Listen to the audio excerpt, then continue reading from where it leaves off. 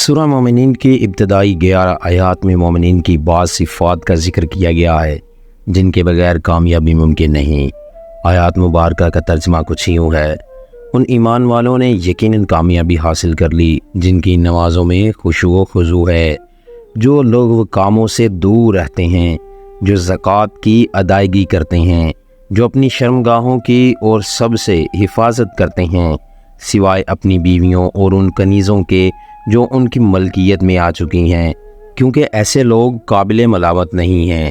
ہاں، جو لوگ اس کے علاوہ کوئی اور طریقہ اختیار کرنا چاہیں تو ایسے لوگ حد سے گزرے ہوئے ہیں، اور وہ جو اپنی امانتوں اور اپنے عہد کا پاس رکھنے والے ہیں اور جو اپنی نمازوں کی پوری نگرانی رکھتے ہیں، یہ ہیں وہ وارث جنہیں جنت الفردوس کی میراث ملے گی، یہ اس میں ہمیشہ ہمیشہ رہیں گے۔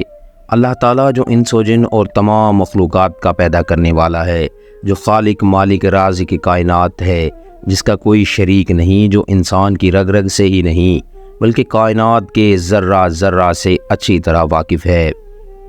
اس نے انسان کی کامیابی کے لیے ان آیات میں اللہ اور اس کے رسول پر ایمان کے علاوہ 7 صفات ذکر فرمائی ہیں کہ اگر کوئی شخص واقعی کامیاب ہونا چاہتا ہے تو وہ دنیاوی فانی زندگی میں موت سے قبل ان 7 اوصاف کو اپنے اندر پیدا کر لے۔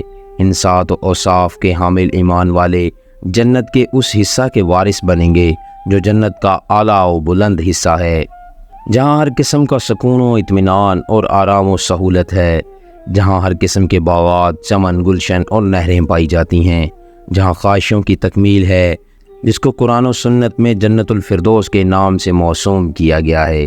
یہی اصل کامیابی ہے کہ جس کے بعد کبھی ناکامی، پریشانی، دشواری، مصیبت اور تکلیف نہیں ہے۔ لہٰذا ہم دنیاوی عارضی و محدود خوشحالی کو فلاح نہ سمجھیں بلکہ ہمیشہ ہمیشہ کی کامیابی کے لیے کوشاں رہیں۔ ایمان والوں سے مراد وہ لوگ ہیں جنہوں نے اللہ تعالیٰ کی وحدانیت کا اقرار کیا، حضور اکرم صلی اللہ علیہ وآلہ وسلم کو پیغمبر تسلیم کیا اور آپ صلی اللہ علیہ وآلہ وسلم کی تعلیمات پر عمل پیرا ہوئے۔ انسان کی کامیابی کے لیے سب سے پہلی اور بنیادی شرط اللہ تعالیٰ اور اس کے رسول پر ایمان لانا ہے۔ اس کے علاوہ انسان کی کامیابی کے لیے جو 7 اوصاف اللہ نے ان آیات میں ذکر فرمائے ہیں وہ یہ ہیں: خشوع و خضوع کے ساتھ نماز کی ادائیگی۔ خضوع کے معنی ظاہری اعضاء کو جھکانے یعنی جسمانی سکون، اور خشوع کے معنی دل کو عاجزی کے ساتھ نماز کی طرف متوجہ رکھنے کے ہیں۔ خشوع و خضوع کے ساتھ نماز پڑھنے کا آسان طریقہ یہ ہے کہ ہم نماز میں جو کچھ پڑھ رہے ہیں اس کی طرف دھیان رکھیں، اور اگر غیر اختیاری طور پر کوئی خیال آ بھی جائے تو وہ معاف ہے، لیکن جو ہی یاد آ جائے دوبارہ نماز کے الفاظ کی طرف متوجہ ہو جائیں۔ غرض یہ کہ ہماری پوری کوشش ہونی چاہیے کہ نماز کے وقت ہمارا دل اللہ کی طرف متوجہ رہے اور ہمیں یہ معلوم ہو کہ ہم نماز کے کس رکن میں ہیں اور کیا پڑھ رہے ہیں اور اس کا ترجمہ کیا ہے۔ اسی طرح ہمیں اطمینان اور سکون کے ساتھ نماز پڑھنی چاہیے، جیسا کہ حضرت ابو ہریرہ رضی اللہ تعالی عنہ سے روایت ہے کہ رسول اللہ صلی اللہ علیہ وآلہ وسلم نے فرمایا کہ جب تم نماز کے لیے کھڑے ہو تو تکبیر کہو، پھر قرآن مجید میں سے جو کچھ پڑھ سکتے ہو پڑھو، پھر رکوع میں جاؤ تو اطمینان سے رکوع کرو، پھر رکوع سے کھڑے ہو تو اطمینان سے کھڑے ہو، پھر سجدہ میں جاؤ تو اطمینان سے سجدہ کرو، پھر سجدہ سے اٹھو تو اطمینان سے بیٹھو، یہ سب کام اپنی پوری نماز میں کرو۔ دوسرا اوصاف ہے لغو کاموں سے دوری۔ لغو اس بات اور اس کام کو کہتے ہیں جو فضول، لا یعنی اور لا حاصل ہو، یعنی جن باتوں یا کاموں کا کوئی فائدہ نہ ہو۔ مولا حقیقی نے اس آیت میں ارشاد فرمایا کہ لغو کاموں کو کرنا تو درکنار، ان سے بالکل دور رہنا چاہیے۔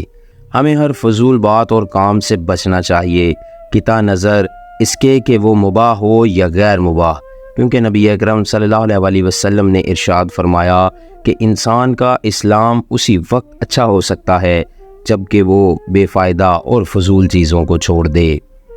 تیسرا اوصاف ہے زکوٰۃ کی ادائیگی۔ انسان کی کامیابی کے لیے تیسری اہم شرط زکوٰۃ کے فرض ہونے پر اس کی ادائیگی ہے۔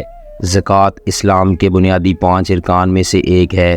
اللہ تعالیٰ نے قرآن کریم میں نماز کے بعد سب سے زیادہ حکم زکوٰۃ کی ادائیگی کا ہی دیا ہے۔ سورہ توبہ آیت نمبر 34 اور 35 میں اللہ تعالیٰ نے ان لوگوں کے لیے بڑی سخت وعید بیان فرمائی ہے جو اپنے مال کی کما حقہ زکوٰۃ نہیں نکالتے۔ ان کے لیے بڑے سخت الفاظ میں خبر دی ہے۔ چنانچہ فرمایا کہ جو لوگ اپنے پاس سونا چاندی جمع کرتے ہیں اور اس کو اللہ کے راستے میں خرچ نہیں کرتے تو اے نبی آپ ان کو ایک دردناک عذاب کی خبر دے دیجئے۔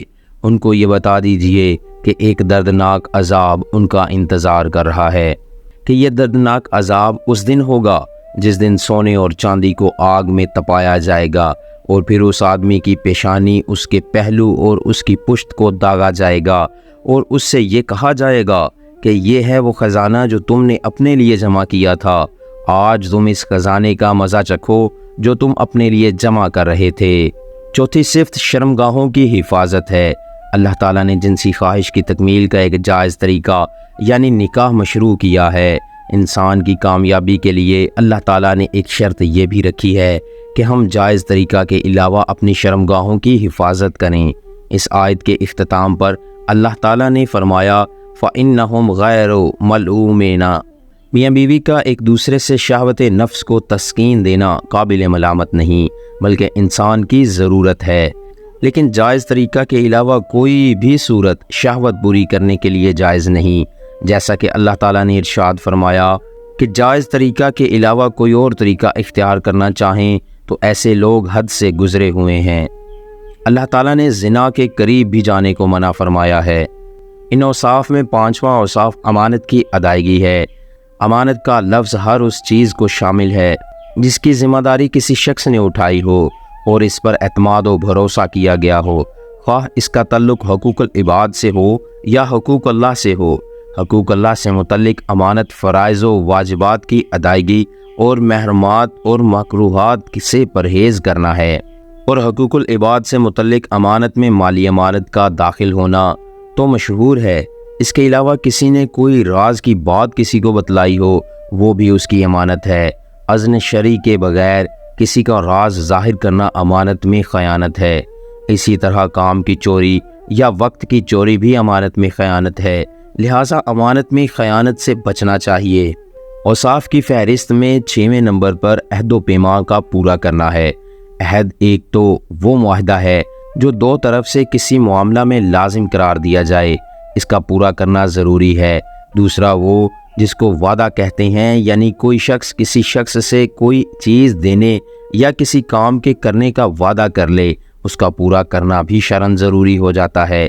غرض یہ کہ اگر ہم کسی شخص سے کوئی عہد و پیمان کر لیں تو اس کو پورا کریں۔ 7واں اور آخری اوصاف نماز کی پابندی ہے۔ کامیاب ہونے والے وہ ہیں جو اپنی نمازوں کی بھی پوری نگرانی رکھتے ہیں، یعنی 5 نمازوں کو ان کے اوقات پر اہتمام کے ساتھ پڑھتے ہیں۔ نماز میں اللہ تعالیٰ نے یہ خاصیت و تاثیر رکھی ہے کہ وہ نمازی کو گناہوں اور برائیوں سے روک دیتی ہے، مگر ضروری ہے کہ اس پر پابندی سے عمل کیا جائے اور نماز کو ان شرائط و آداب کے ساتھ پڑھا جائے جو نماز کی قبولیت کے لیے ضروری ہیں، جیسا کہ اللہ تبارک و تعالیٰ نے قرآن کریم میں ارشاد فرمایا کہ نماز قائم کیجئے، یعنی نماز بے حیائی اور برے کاموں سے روکتی ہے۔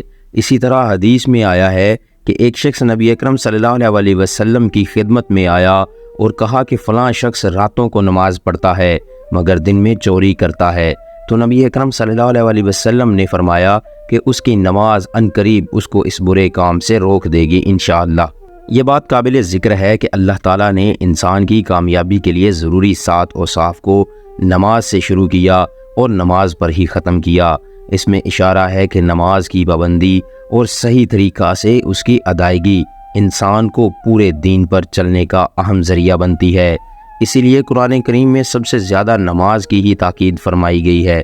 کل قیامت کے دن سب سے پہلے نماز کے ہی متعلق سوال کیا جائے گا۔ نماز ایسا محتم بالشان عمل ہے کہ اللہ تبارک و تعالیٰ نے 7 آسمانوں کے اوپر حضرت جبرائیل علیہ السلام کے واسطہ کے بغیر نماز کی فرضیت کا تحفہ اپنے حبیب صلی اللہ علیہ وسلم کو عطا فرمایا۔ اللہ تعالیٰ ہم سب کو نمازوں کا اہتمام کرنے والا بنائے، آمین ثم آمین۔ امید کرتا ہوں آج کی ویڈیو آپ کو پسند آئی ہوگی۔ ویڈیو اچھی لگی ہو تو ایک لائک اور شیئر ضرور کر دیجئے گا اور کمنٹس کے ذریعے اپنی رائے ضرور بتلائیے گا۔ اللہ پاک آپ کا اور میرا حامی و ناصر ہو۔ اللہ حافظ۔